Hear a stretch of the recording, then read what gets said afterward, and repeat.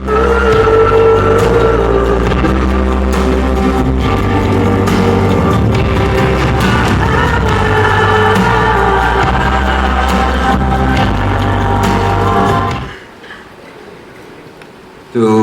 Yang Amat Berhormat Datuk On Hafiz bin Ghazi, Menteri Besar of Johor, to Mr. Donald Cooper, Director, United Nations Climate Change,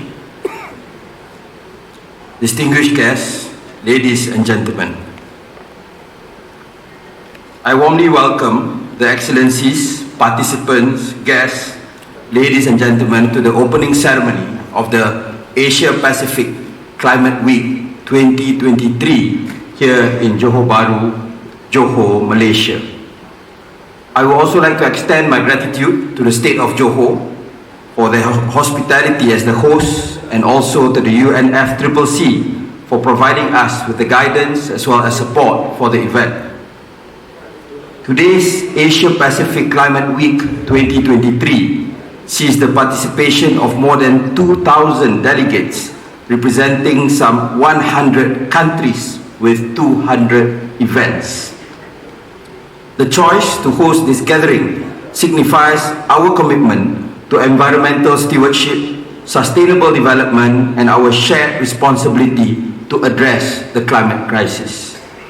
I believe that the Asia Pacific Climate Week is the final regional week following the completion of the Africa Climate Week in Nairobi, Kenya, the Middle East and North Africa Climate Week hosted in the Kingdom of Saudi Arabia, and the Latin America and the Caribbean Climate Week in Panama. Thus, Malaysia is deeply honored to host this event, bringing together experts, policymakers, advocates and leaders from across the Asia Pacific regions.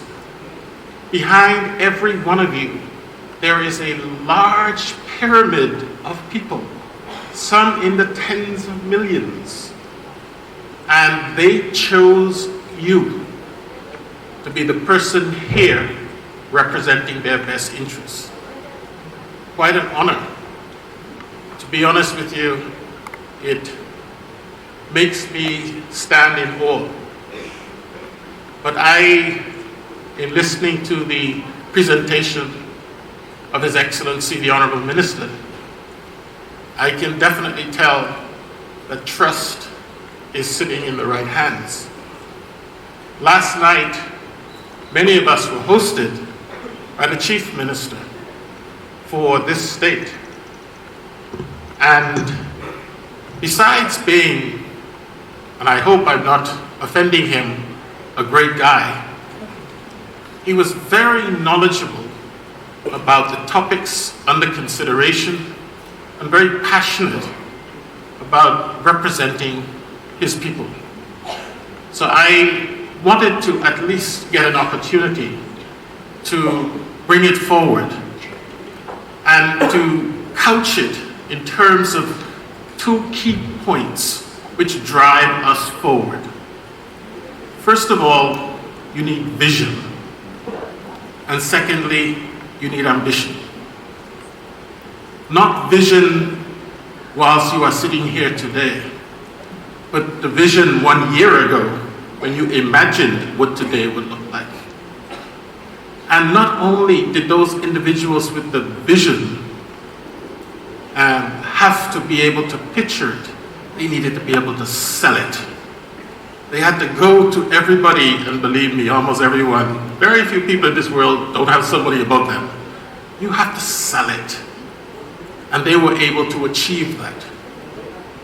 I'm most impressed with the region, Johor, who have not hosted this type of meeting before. Berhormat Dato Seri Hansni, Mr. Donald Cooper, Director UNFCCC, distinguished delegates and guests, ladies and gentlemen, it's a real honor to stand before you today and represent the World Bank here at the Asia Pacific Climate Week 2023.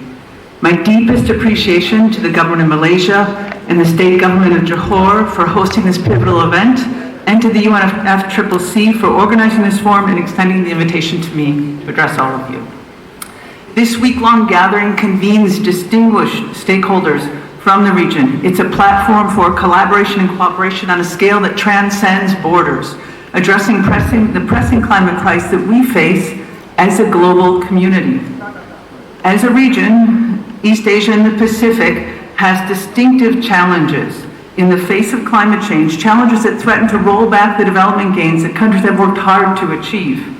Without concerted action, 7.5 million more people in the region could fall into extreme poverty by 2030 as a result of climate change, and with lower crop yields and rising food prices playing a big part of this. Climate change will also increase the depth of poverty in the region.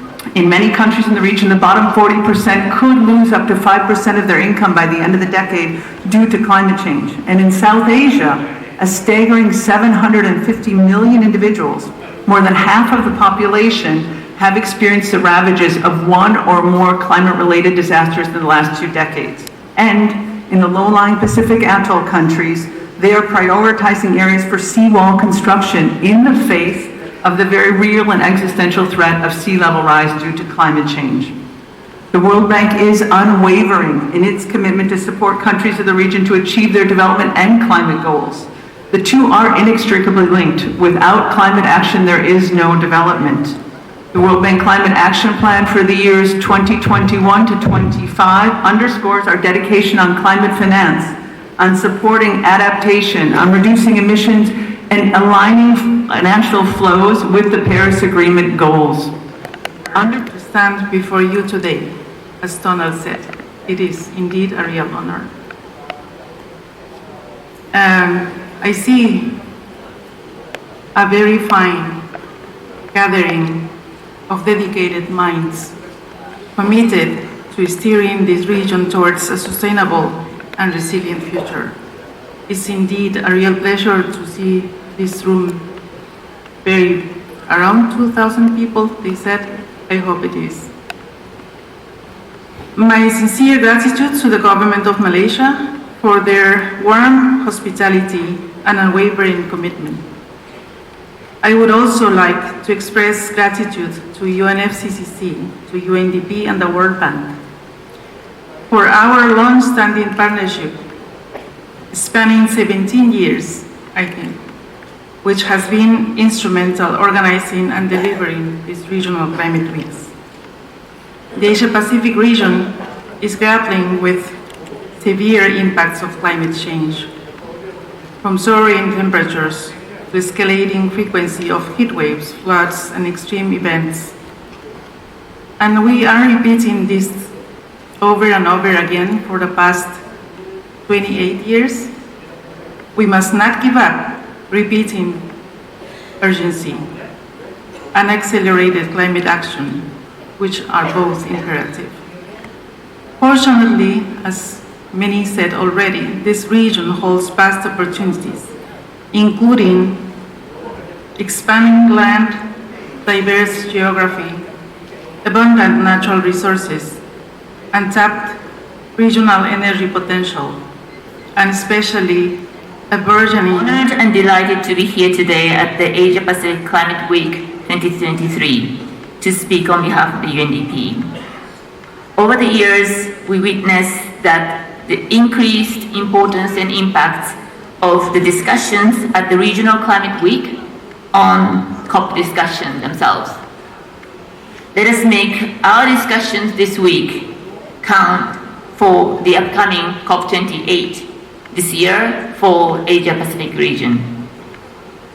First of all, I really would like to thank the organizer for the play based on the Earth Song by Michael Jackson that touched upon the youth, the role of indigenous people, planetary boundaries, and our choice and decisions and the consequences from them. It really shows the climate, environment, and development are all interconnected together. And after such a play, I don't even know if we need speeches. But just maybe say a few words about this region from our analysis Regional Human Development Report for Asia Pacific region had just been released last Monday. It highlights the urgent need for the region to tackle climate change. Asia Pacific, generating half of global CO2 emissions, with 85% energy dependence on fossil fuels. This is a region not only a major contributor to climate change, but also highly vulnerable to climate change.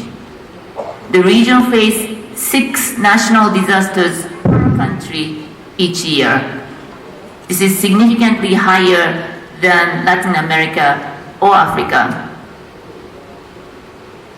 And the region saw 33 million people displaced by climate impacts last year alone. So let's make all the discussions count. Let's welcome all the participants, even those who are not sitting in this room. We very much look forward to the discussions and bold actions this week. Thank you.